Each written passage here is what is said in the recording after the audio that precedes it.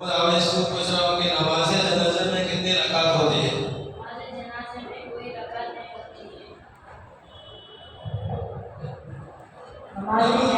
नमाज़े जनाज़े में कोई रकात नहीं होती है, लेकिन 4 तकबीर के साथ पढ़ी जाती है।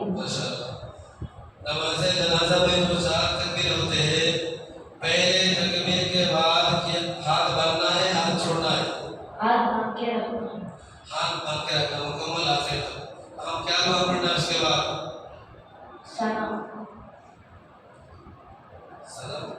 सुब्हानल्लाह व बिहम्दिका व तबारक अस्मुका व तआला जद्दुका व ला इलाहा गैरुक। फिर दूसरे तकबीर के बाद हम क्या पढ़ेंगे? दुरूद इब्राहिम।